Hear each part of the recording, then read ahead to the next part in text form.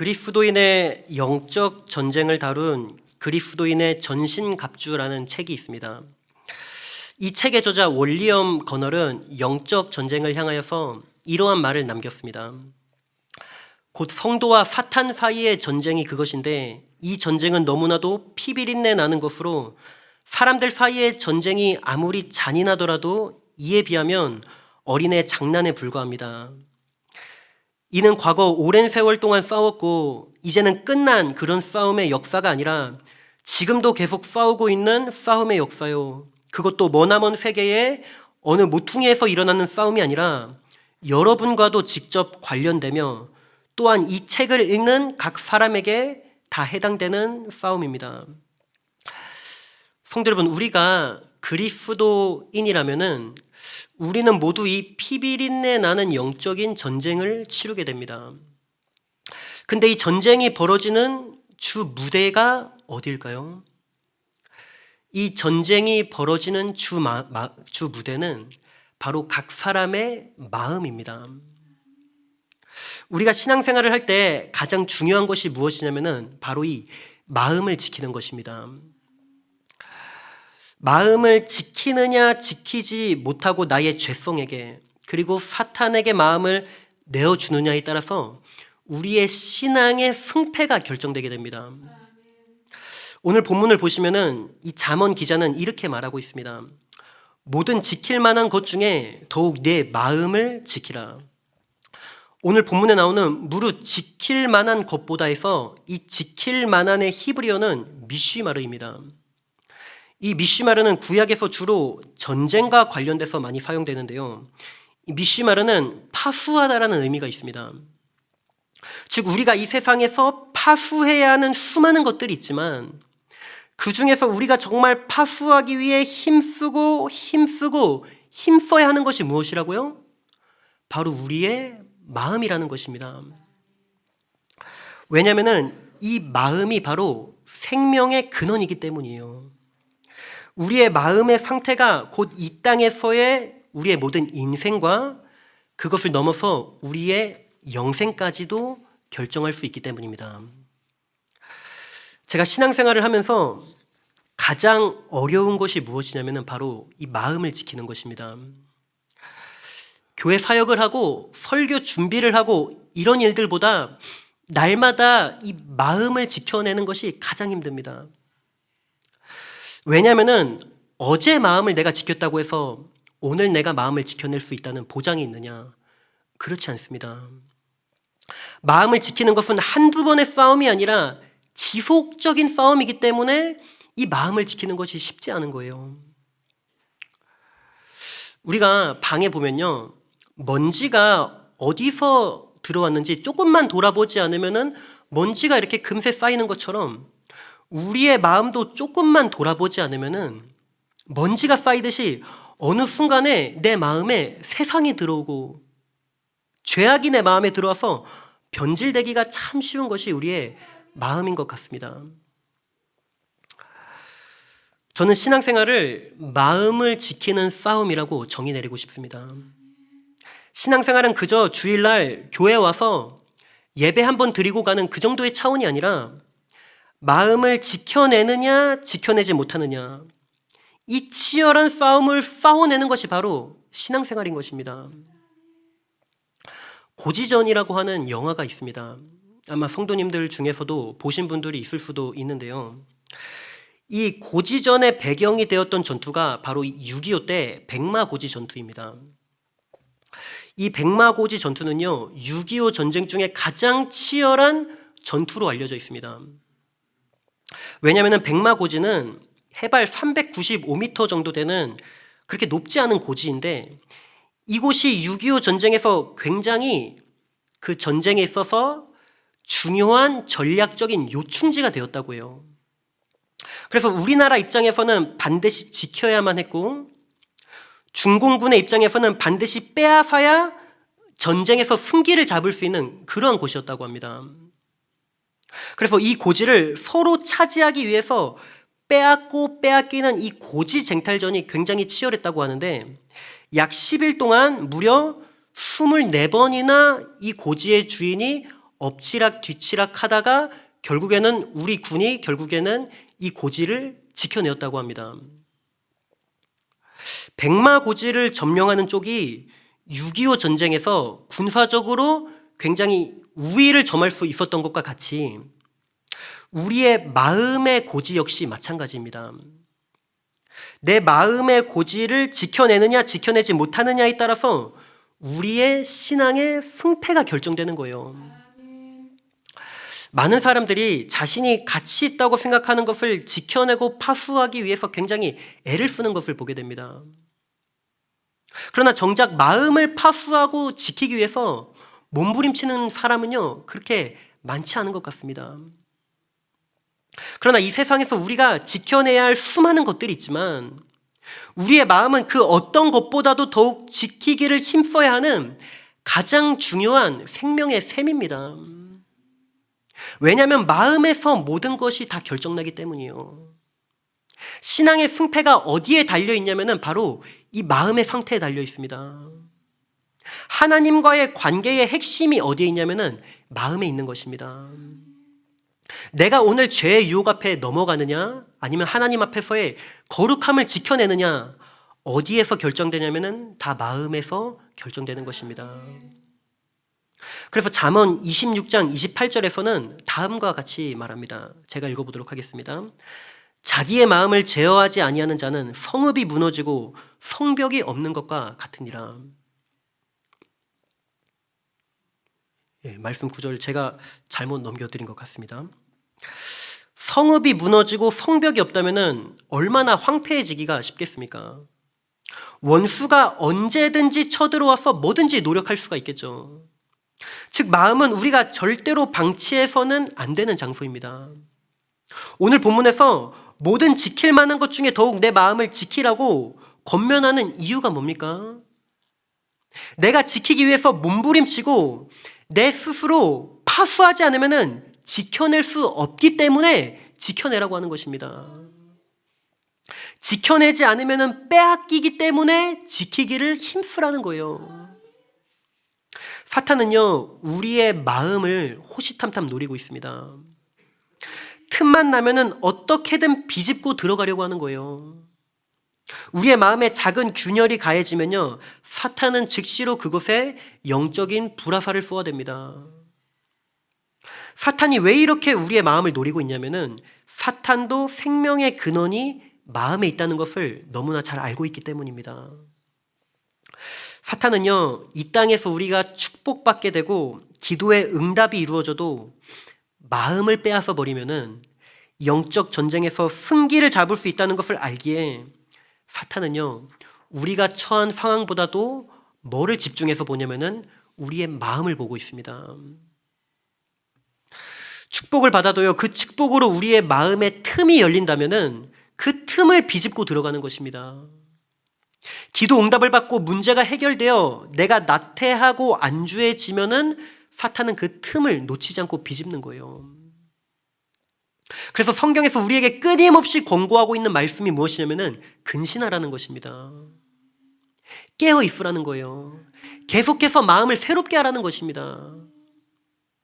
성경에 보면요, 사탄이 우리를 영적으로 공격하는 루트가 있습니다. 우리는 이 루트를 가룟 유다의 사례를 보면 알 수 있는데요. 사탄이 우리를 공격하는 첫 번째 루트가 무엇일까요? 바로 우리를 죄악으로 이끌 때 첫 번째는 사탄은요, 우리에게 작은 생각에 씨앗을 하나 넣어줍니다. 요한복음 13장 2절 말씀을 보도록 하겠습니다. 요한복음 13장 2절 말씀 우리 함께 읽어보겠습니다. 시작. 마귀가 벌써 시몬의 아들 가룟 유다의 마음에 예수를 팔려는 생각을 넣었더라. 여기서 보면 마귀가 가룟 유다의 마음에 무엇을 넣었다고요? 예수를 팔려는 생각을 넣었다고 기록하고 있습니다. 즉 우리가 하루 동안 살아가면서 얼마나 많은 생각을 하면서 살아갑니까? 내 의지와는 상관없는 여러 가지 생각들이 내 머릿속에 막 들어오기 시작하는데 그 중에는 사탄이 넣어주는 생각도 있다는 것을 우리는 알아야 합니다. 그냥 생각이 난다고 해서 그 생각의 흐름대로 쭉 따라가면 안 된다는 거예요.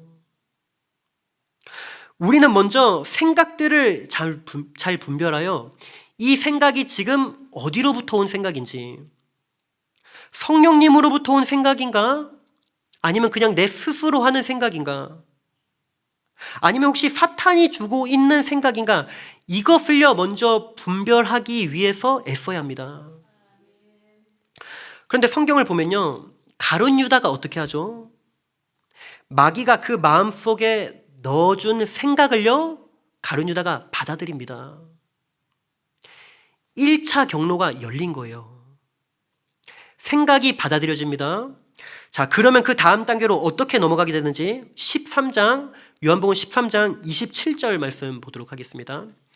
자, 13장 27절 말씀 우리 한번 같이 읽겠습니다. 시작. 조각을 받은 후 곧 사탄이 그 속에 들어간지라.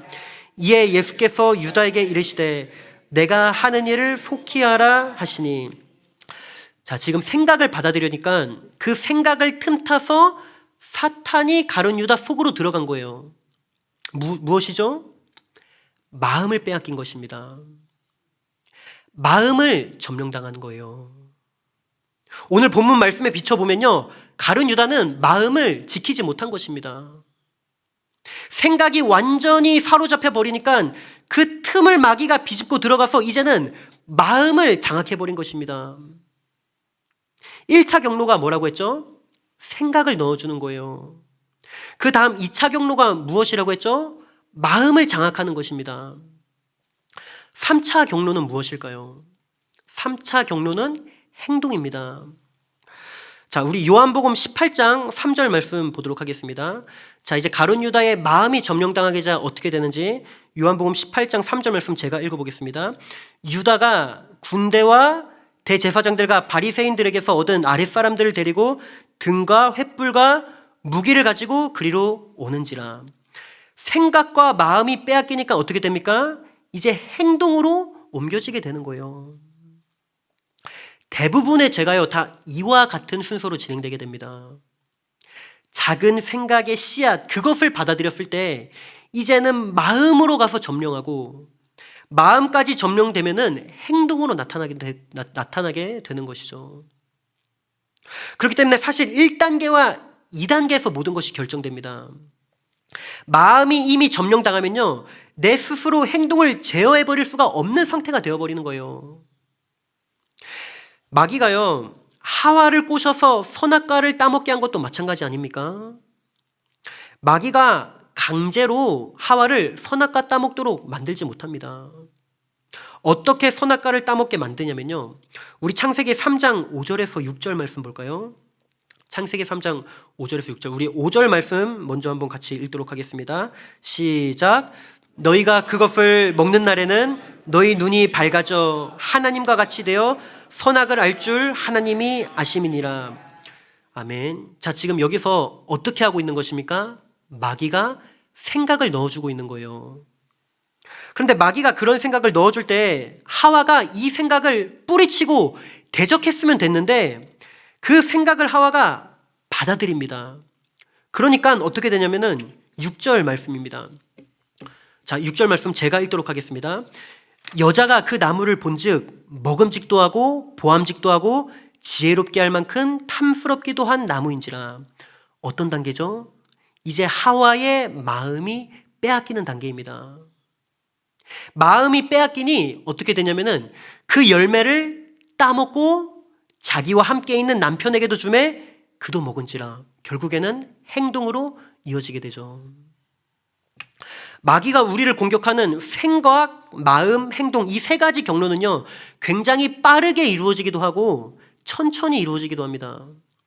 그러나 대부분 이 세 가지의 경로를 통해서 마귀는 우리를 공격해 온다는 사실을 우리는 반드시 기억하고 인지할 필요가 있습니다.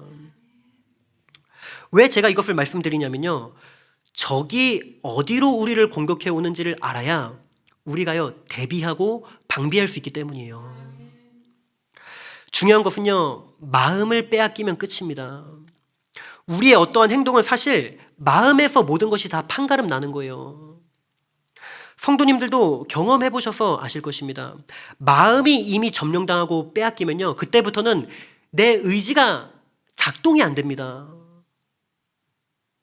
마음을 지켜내야 의지가 작동되는 것이지 마음을 이미 빼앗겨 버렸으면은 선한 의지가 발휘가 안 돼요. 그때부터는. 그렇게 우리는 다른 무엇보다 마음을 지키기를 힘써야 합니다. 마음을 지켜내기 위해서는요, 사탄이 공격하는 1차 경로인 생각을 분별하셔야 합니다.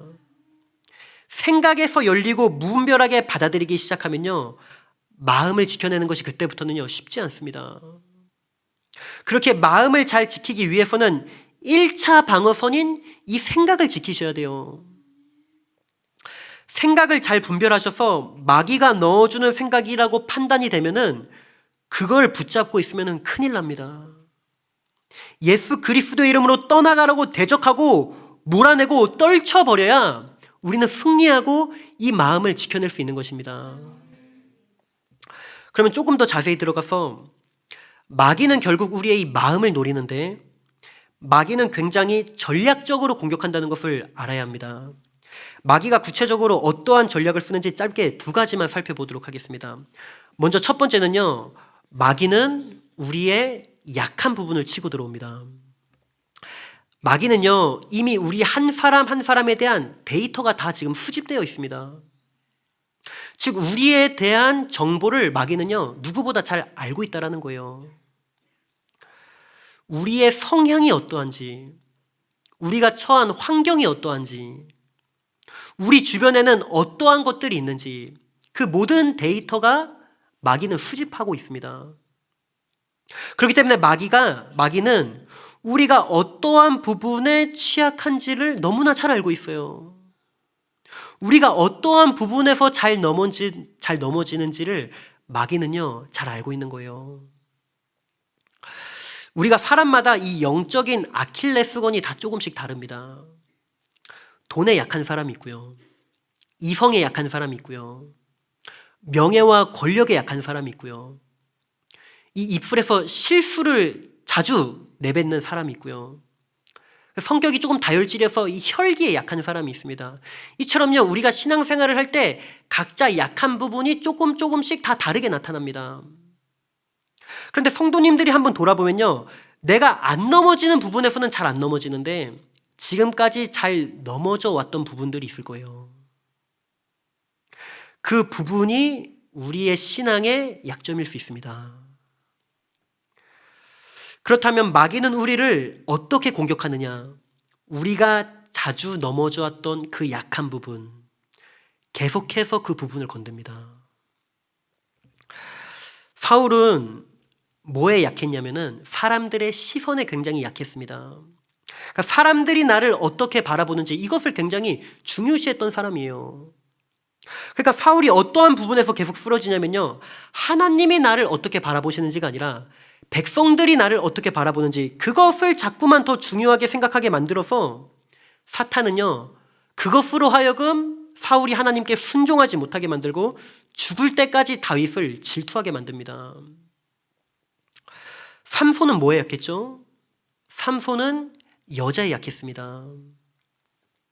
삼손은 명예에 관심도 없었고 돈에 관심도 있는 사람이 아니었죠. 시기심이 있는 그런 사람도 아니었습니다. 약간 이게 삼손은 상남자 스타일인데 삼손이 여자에 약하니까 어떻게 하죠?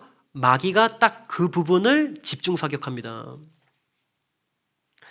성도 여러분, 마귀가 지금까지 우리를 넘어뜨렸던 부분, 지금까지 넘어뜨려 왔으니까 이제는 그 영역은 공격하지 않을까요? 아닙니다. 우리가 죽을 때까지 그 부분을 공격합니다. 앞으로도 넘어졌던 부분에서 분명히 또 공격이 들어올 것입니다. 그렇게 우리는 이러한 마귀의 전략을 알고 내가 잘 넘어지고 약한 부분에 대해서 더욱 신경 쓰고 그 영역을 특별하게 조심하고 방비해야 되는 거예요. 마귀가 쓰는 두 번째 전략은요, 성경에서 마귀를 뭐에 비유하냐면은 우는 사자에 비유합니다.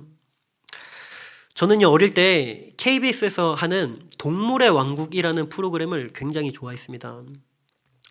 이 동물의 왕국을 보면요, 사자가 풀에 엎드려서 초식 동물을 가만히 노려봅니다. 그런데 보니까 사자가 이 초식 동물을 공격하는 타이밍이 있더라고요. 언제냐면요, 그 초식동물이 물을 마실 때 처음에는요 주변을 살피고 경계하면서 이렇게 물을 마십니다. 그러다가 초식동물이 순간적으로 딱 긴장을 늦추고 방심하는 타이밍이 생겨요. 그게 순식간인데 사자가 딱 노려보다가 그때 순간적으로 달려들어서 그 초식동물의 목덜미를 물어버리더라고요. 마귀가 우리의 영적인 목덜미를 무는 것도 똑같습니다.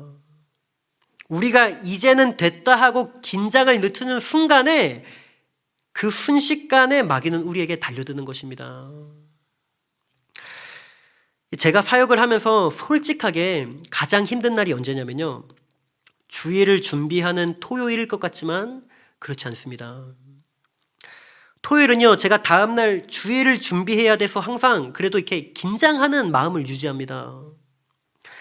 제가 언제 가장 힘드냐면요, 주일 사역 다 마치고 그 저녁부터 월요일까지가 가장 힘듭니다. 쉬니까 이날이 육신적으로는 가장 편한데 영적으로는 저한테 가장 힘들어요. 왜냐하면 그때 영적으로 이렇게 무장 해체가 되는 경우가 많더라고요. 열심히 사역하고 피곤하니까 그때 긴장이 이렇게 확 풀리는 겁니다. 그때가 항상 저한테는 위기더라고요. 다윗도요, 열심히 전쟁할 때는요 죄짓지 않았습니다. 다윗이 나가서 적들과 싸우고 전쟁할 때는요 늘 영적으로도 깨어 있어서 하나님과 동행하는 삶을 살았어요. 그런데 다윗이 언제 무너졌죠? 가는 곳마다 승리하게 되고 그 왕위가 견고해져서 이제 좀 긴장이 풀리고 나태함이 찾아와 부하들 다 전쟁에 보내놓고 혼자 왕궁에서 편하게 쉴 때 다윗이 그 순간에 영적으로 무장이 해체가 된 거예요. 그때 다윗이 마음을 지켜내지 못하고 밧세바를 간음하는 죄를 짓게 되는 것입니다. 성도 여러분, 마귀는요 우리의 연약한 부분을 공격합니다. 그리고 우리가 영적으로 긴장을 풀렸을 때 그때 숨어 있다가 그 순간에 달려드는 거예요. 이 두 가지 마귀의 전략을 기억하시고 생각과 마음을 잘 파수하시기를 바랍니다. 말씀을 정리하겠습니다. 마음을 지키는 싸움을 하는 것 쉽지 않습니다. 그러나 우리는 날마다 마음을 지키는 싸움을 해야 합니다. 우리의 힘으로는요 이 마음을 지켜낼 수가 없습니다. 우리가 마귀의 전략을 아무리 잘 간파한다고 해도 우리의 지혜와 힘으로는요 마귀의 그 공격을 다 당해낼 수 없습니다. 우리가 어떻게 해야 할까요? 저는 오늘 이 설교를 이렇게 마무리하고 싶습니다. 날마다 말씀과 기도 안에 거하시길 바랍니다.